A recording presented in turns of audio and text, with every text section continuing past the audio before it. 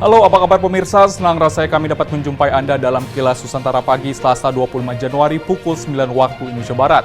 Kami akan hadirkan 3 informasi terbaru dari dalam negeri yang tentunya dapat menambah asupan informasi Anda pagi ini.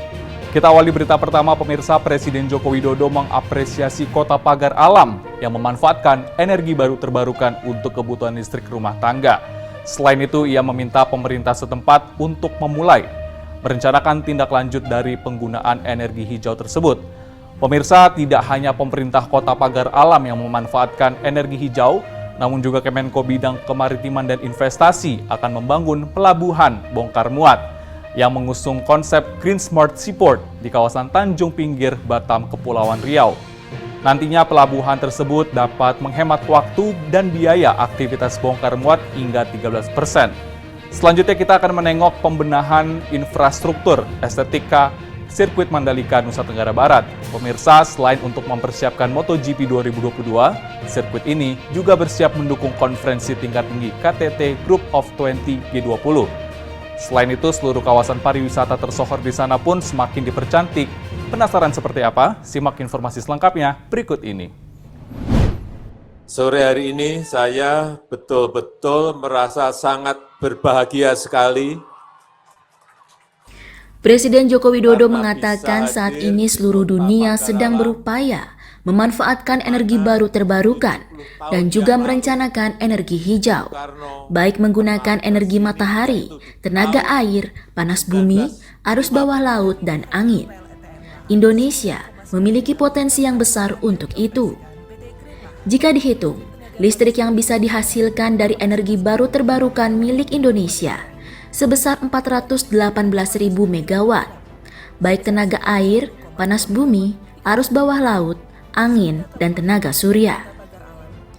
Dalam sambutannya saat kunjungan ke Kota Pagar Alam, Sumatera Selatan, Senin 24 Januari, Presiden mengapresiasi Kota Pagar Alam yang sudah memulai penggunaan listrik dari mikrohidro dan 100% menggunakan energi hijau. Saat ini rumah tangga di Kota Pagar Alam memanfaatkan listrik dari energi baru terbarukan. Presiden meminta hal ini ditindaklanjuti oleh pemerintah setempat agar Pagar Alam bisa menjadi kota nol emisi pertama di Indonesia.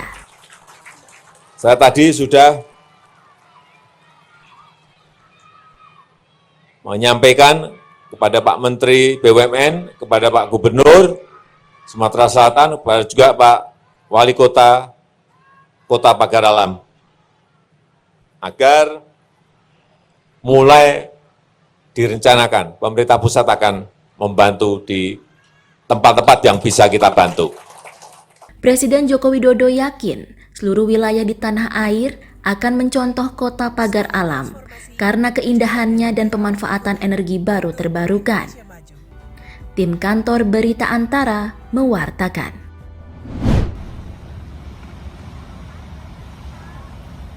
Kementerian Koordinator Bidang Kemaritiman dan Investasi akan membangun pelabuhan bongkar muat yang mengusung konsep Green Smart Seaport di kawasan Tanjung Pinggir, Kota Batam, Kepulauan Riau. Pembangunan pelabuhan bertaraf internasional itu dipastikan akan dimulai tahun ini dan rampung sebelum tahun 2024 mendatang. Menteri Koordinator Bidang Maritim dan Investasi Luhut Binsar Panjaitan ditemui saat meninjau langsung lokasi pada Senin 24 Januari mengatakan, pelabuhan baru ini akan dibangun di atas lahan milik PT Persero seluas 94 hektar, serta 236 hektar lahan reklamasi. Selanjutnya, pelabuhan ini kedepannya juga akan diintegrasikan dengan 10 pelabuhan bertaraf internasional lainnya di Indonesia, menggunakan sistem nasional logistik ekosistem. Menko Marves berharap kehadiran pelabuhan ini dapat menurunkan biaya untuk aktivitas bongkar muat hingga 13%. Sehingga dengan begitu efisiensi waktu dan biaya yang selama ini dikeluhkan oleh industri internasional dapat teratasi. Nah, ini kita ingin semua 10 pelabuhan ini kita integrasikan.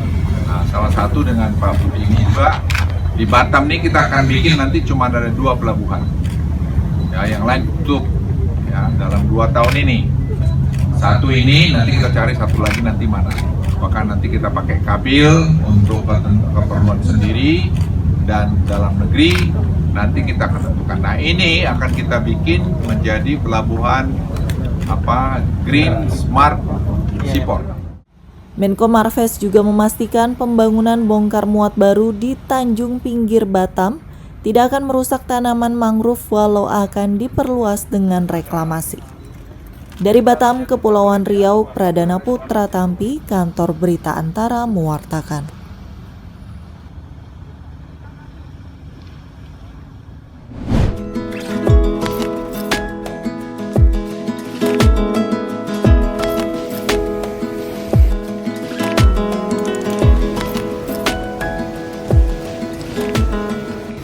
Sirkuit Mandalika di Lombok Tengah, Nusa Tenggara Barat tak hanya bersiap untuk pelaksanaan balap motor dunia MotoGP 2020.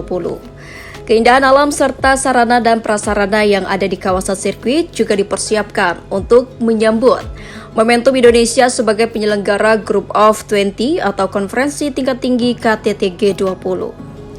Pemerintah daerah Nusa Tenggara Barat menyiapkan kawasan ekonomi khusus Mandalika untuk mendukung pelaksanaan KTT G20 yang tersebar di Jakarta, Bali, dan Lombok. Inilah yang dikatakan oleh Sekretaris Daerah Provinsi Nusa Tenggara Barat, Lalu Gita Aryadi pada Senin 24 Januari. Kita mengikuti terus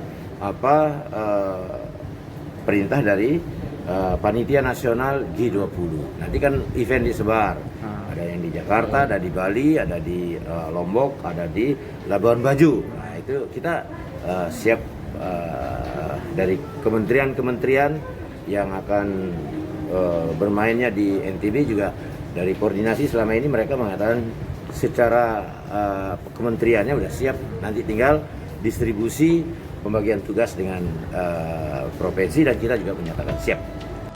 Pemerintah Provinsi NTB mengklaim bahwa seluruh infrastruktur penunjang wisata telah dikemas dengan baik, khususnya jalur bypass Bandara Mandalika yang menjadi contoh bagi daerah lain, karena memiliki konsep pembangunan jalan yang mengedepankan keasrian serta daya dukung lingkungan yang hijau. Dari Mataram, Nusa Tenggara Barat, Kusnandar, Kantor Berita Antara, mewartakan.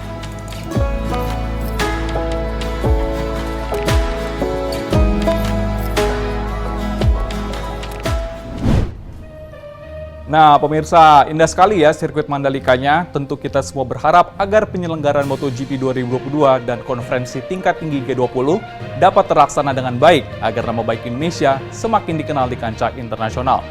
Selain itu juga jangan lupa perbarui terus informasi Anda melalui portal antaranews.com, kanal YouTube Antara TV Indonesia, dan UCTV. Kilas Nusantara akan hadir kembali pukul 13 waktu Indonesia Barat. Terima kasih dan sampai jumpa.